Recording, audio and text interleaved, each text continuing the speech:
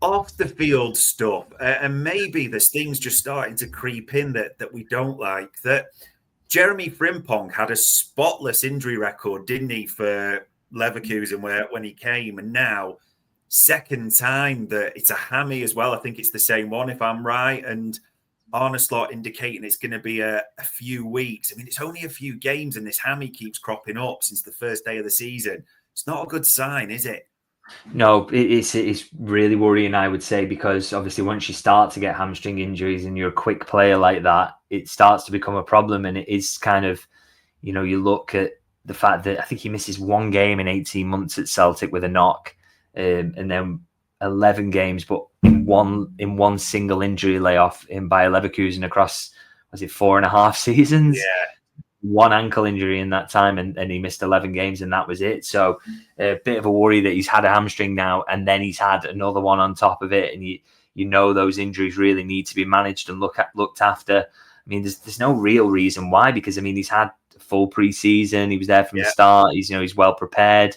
You just wonder, is the intensity of playing Premier League games kind of something that's getting to him, albeit he's not really played that much recently. It's been Conor Bradley's been preferred, so maybe it's just one of those. He's been a bit unlucky, but yeah, they're going to take the time with this one, I suspect, to make sure he's absolutely right, because you don't want this to become a consistent problem.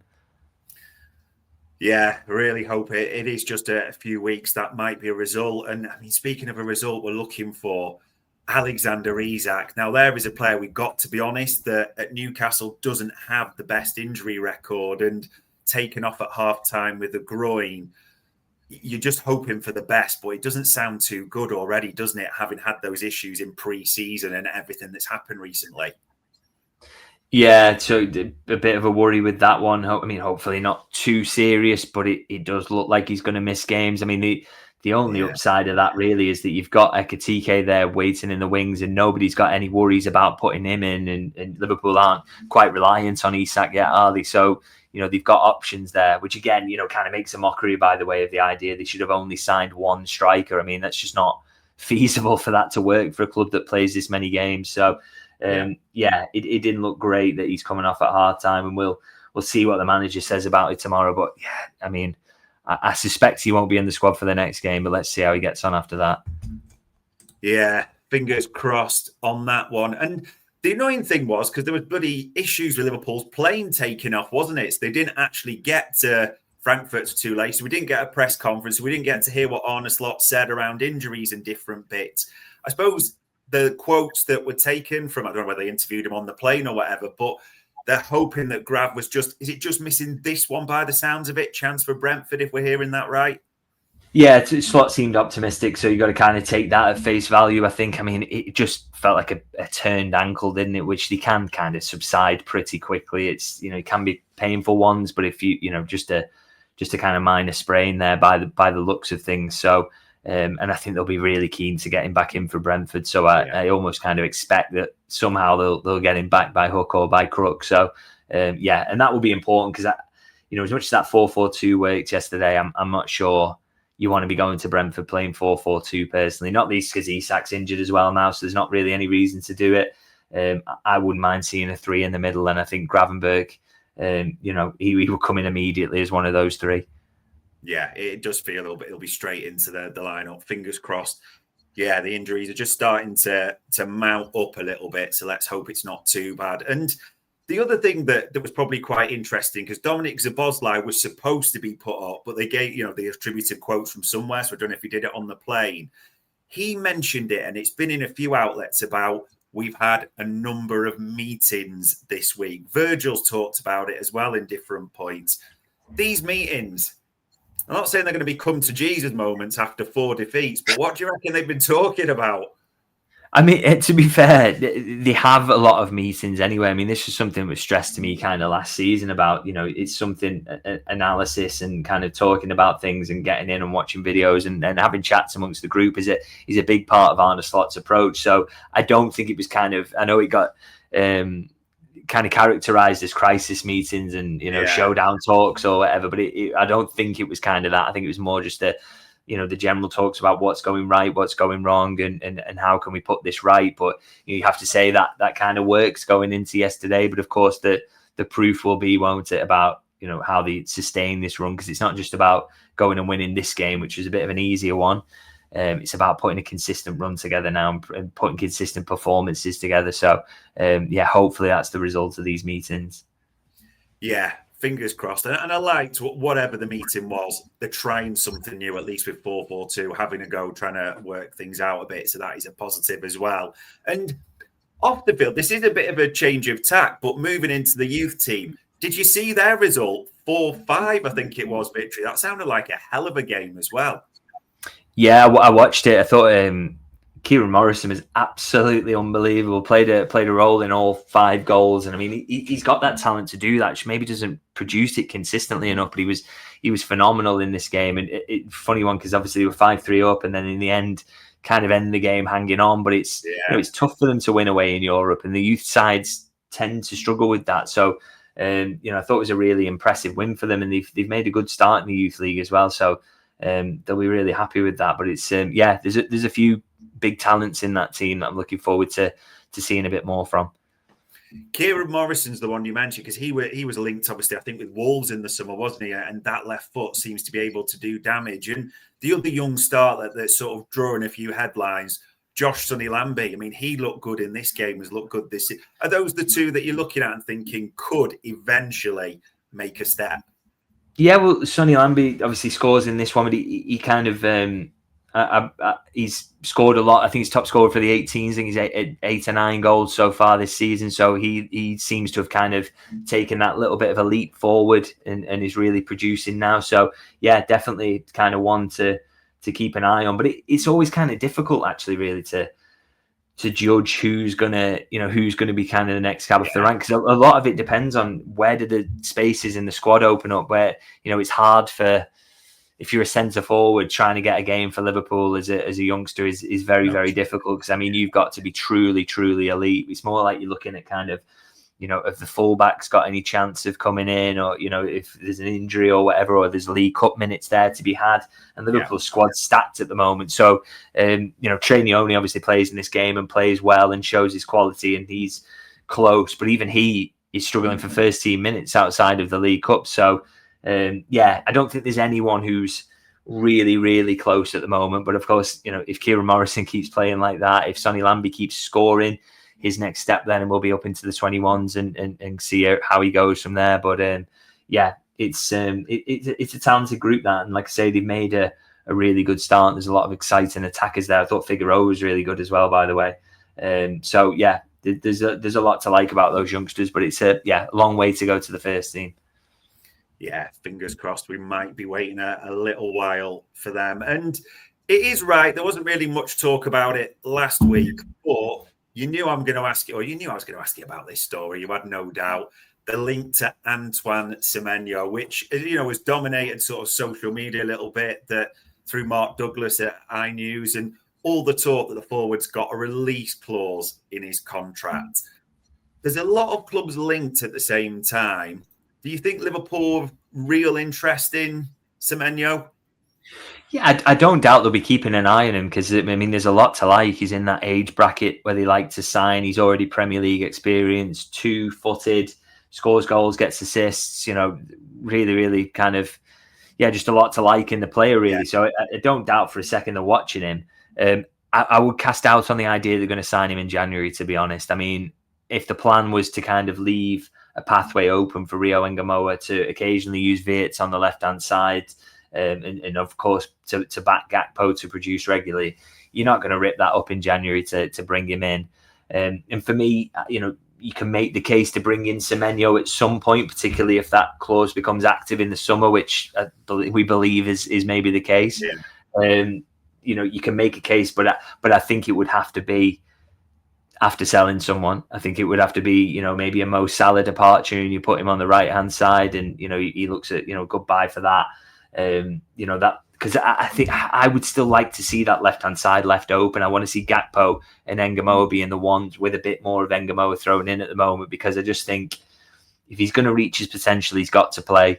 And if the idea is by the time the season he becomes 18 that he's regularly involved, which will be next season, you've got to leave that open for him to get there. And he's genuinely that good. He's that level of talent that he should be involved. So I don't want to block him by signing someone for that left-hand side. And I think, with Semenyo, the fact he can play on either side and the fact he, could maybe play on that right if you were to have a kind of Mo Salah sale in the summer or whatever, I'm just speculating there, then it would make sense. But I cannot see him signing in January, absolutely. And because I think there are bigger needs in other parts of the pitch, aren't there, to be honest? So, it's one to maybe keep an eye on going towards the summer, but not one that's going to be an urgent need for Liverpool, I'd say. So I think everyone needs to calm down a little bit around that one. I would also say as well, by the way, his finishing is running really hot at the moment.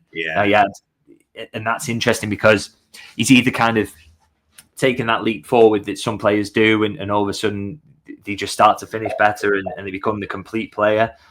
But he took a lot of shots last season to score not that many goals from the amount of shots that he took. So maybe his shot selection's improved. He's improving as a player, but he's in a bit of a purple patch at the moment. So I think it was something like 6 goals from 8 shots on target prior to the weekend. Let's keep an eye on that. Because that will revert. There'll be some reversion there. So I think Liverpool's data team will be keeping a close eye on that. And of course, like I say, I don't think it's one they're rushing into in January. So they've got till the summer to kind of get a closer look at how his numbers are doing and whether he can sustain what he's doing at the moment. Will be interested to see. And you kind of alluded to it there for January. We'll never know exactly how much Liverpool got in the kitty per se, but they didn't spend the money on Mark Gay, so you expect that's there. No one's quite sure on this Semenyo release clause. As you alluded to, it seems to be suggestions it's in summer it comes into force, so a premium will be needed in January. If there is any money to spend, having spent a fortune in the summer, we're going to be looking surely at defenders, progressive defenders at the same time. Surely that's going to be top on the docket. Yeah, I mean, to be honest, I'm always of the mindset you kind of go into the January window thinking Liverpool aren't going to do anything, but we'll see. But if they are to do something, I would like it to be that, because I think they just need to put more passes in the back line, whether that's, and they've changed what they've done at fullback. They're looking for a centre-half, so it's probably going to be a progressive centre-half, and I think that's the biggest need in the team at the moment for me, and I think Liverpool would agree with that. If they are to do business in January, that is the business they would do. Does feel that way ultimately. We'll see if anything happens. And the last sort of one for the off the field, and this is a bit of a weird one, but it's a hot topic right now, and it's right that it's a hot topic in the fan base. You've probably seen the various bits around the ticketing situation, the survey that's gone out, the comments, the focus on if people have season tickets, the impact on them, the 13 pluses being targeted, but the positivity around trying to get kids in the stadium. It's an interesting one. What are you making of the whole ticketing situation at the moment? Yeah, it's a really tough one, isn't it? Because I just think what you've got, I mean, Liverpool's aim always, and they might wish to deny this, but all football clubs this is true of, is kind of, it's all about maximising the revenue from an individual seat, isn't it? And someone who's got a 13 plus membership or is a season ticket holder, they don't go in the club shop. They don't probably pay for ale inside the ground or food inside the ground. And so, the revenue hit they get from that seat is by selling it, and that's it. So to have more people in the ground who it's the first time there, they are willing to splash out a bit more cash. That's worth more to them. So, any ticketing kind of idea or however they work it and process is going to be focused around, from Liverpool's perspective, is getting that. Now, the problem is that obviously fans collectively would push against that, generally speaking, the fans who consistently go to the ground at the moment. But you do have that subset of fans who see this as a potential opportunity for them to get access to tickets. And the problem is that, I think we all agree that it'd be nice for fans to be able to get tickets to games who've never been and to get them in the ground from time to time. But I don't know how you balance that with repaying the loyalty of the people who've taken the time to build up the credits to, who've had a season ticket and waited 20 odd years for one. I mean, I met a guy the other day, actually, I was speaking to him outside the ground, and he was saying, he'd got his season ticket a couple of seasons ago. He'd been waiting for 25 years to get it. And now is that, obviously loving every minute, but he's put a lot of patient graft into waiting for that. Yeah. So, fair play to him. And there's loads of stories like that. So, to kind of try and, it's the competing things of the club trying to come up with ways to maximize revenue from every seat, and some fans being sympathetic to those aims purely on an almost selfish perspective of, well, I might be able to get tickets, but I don't know how you square that circle really between rewarding loyalty and getting fans in for the first time. I mean, one thing I would say on that is that what goes under the radar is, if you're a fan who doesn't have any loyalty built up or any of those things, tickets do come up for Premier League games, for memberships with zero from time to time. For League Cup games, they come up. Just try and get yourself on the ladder. That's the way to do it. And I know it's arduous and a pain in the arse, and it's easy for me to say because I get accredited or whatever, but it is possible. You've just got to be as flexible as possible. And I know that's a nightmare, but I don't know how you expand access without really hurting some people who've been the kind of lifeblood of the club for a number of years. Really, it's just a really tricky situation. It is difficult, almost like, I think I saw it phrased well, like a robbing Peter to pay Paul situation. But as you said, for us, if the club maximise revenue, and obviously the hospitality bit isn't going to be affected at all. But one thing that is important to say, which I did like they were focusing on, it is important that young locals get the chance to go into the club at an affordable rate, because that is the lifeblood, isn't it? And people will look back or hark back to things like a boys' pen type scenario, but that's not a bad thing, isn't it? The club needs that. Yeah, because the fact is, Liverpool have got to be kind of worried about that as well, because you need that hardcore support. Like, if you fall on hard times, and people are probably the ones who are not that fussed are going to stop coming, and you need your locals, and it's particularly Liverpool as well, who use Anfield and what the cop looks like as such a big selling point, and the humor of the cop, and all the famous cop, and it sings these songs and blah blah blah.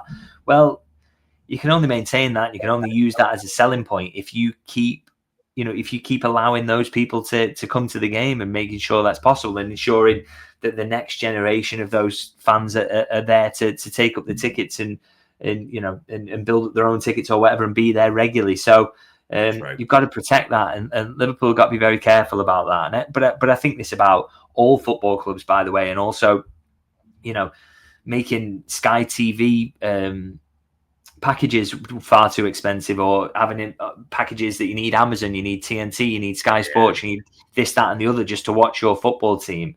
Again, there's going to be a limit where you just start losing football fans, and that's bad for business. So I just wish they had a bit more kind of foresight than they do at the moment, because I think it's always short term. How can we make the most money?